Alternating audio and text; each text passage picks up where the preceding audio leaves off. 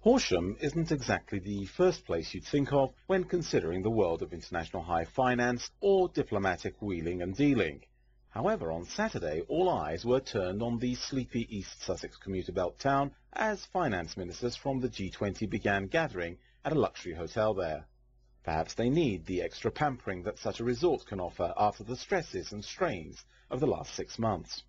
6 months which has seen the floor drop out from beneath global capital markets. What had seemed at the beginning of 2008 as a little local difficulty, completely in keeping with the recessionary aspect of the business cycle, had by December been declared a full-blown recession and is now being talked about as the biggest challenge to the foundations of the capitalist system since at least the Wall Street crash 80 years ago. The meeting takes place ahead of the much-heralded Leaders' Summit set to begin on April the 2nd. And Alistair Darling, the British Chancellor acting as host, said he was quite sure of progress. Welcoming his newly appointed US counterpart, Tim Geithner, at the summit venue, Mr. Darling said the forum needed to concentrate on 3 key areas: supporting the economy, getting bank lending going again, and ensuring that not just some of the world, but all of the world, is helped by what is done. So, what can a group of politicians do to drag the global economy out of its tailspin? How have they been supporting their economies? Why do they insist on bailing out the banks and assert that restoring lending confidence is the way forward? And finally, who will pick up the tab? Will it be taxpayers, or will the squeeze be put on the world's most impoverished people and condemn still further generations of them to grinding poverty?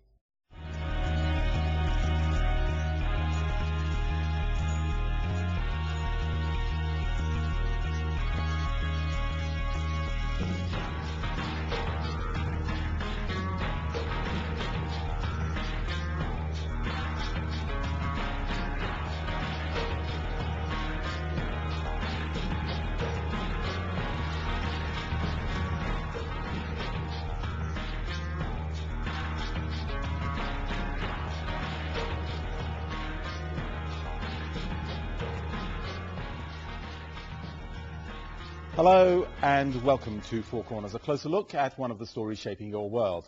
I'm Shahab Mossavat at Press TV Center in Tehran, and I'm joined by Roland Amor, Executive Director, Investments at Oppenheimer & Company in Washington, and Marco Pietropoli, economist at RM Wealth Management, who joins me in London. Now, this whole series of crises has given the lie to the oft-heard refrain of politicians that it is the market that sets the business agenda, hasn't it, Roland Amore? Yes, indeed. But, you know, it's interesting. The bigger story here coming out of Horsham is that for the first time in post-World War II history, we're seeing the U.S. dominance and influence in the global economy being publicly questioned. And we see this by the statement by Wen Jiabao in China questioning the credit quality of the U.S. Treasuries they own, or the U.S. or the U.S. Treasuries that they're looking to buy. Also, we see a public debate on the direction. You know, European finance ministers want to see the banking crisis addressed, much more so than stimulation, which is the preferred route of the Obama administration. We've never seen this. And I think this is a seminal event. This is a secular event. And it's truly the real story coming out. Thank you for that, Roland Amore. Marco Pietropoli, welcome to the program. So far as this G20 is concerned, this pre-summit summit, if you like, how optimistic are you that when the leaders eventually do gather on April the 2nd, that they will come up with a package that will be both unanimously adopted and universally successful? Well, I'm not that convinced at all, and I don't think there's enough people talking about the fact that maybe the answer is actually to do nothing. I think that there's a fundamental question about here about whether all this money in fiscal stimulus and bailouts is actually sustainable in the long run.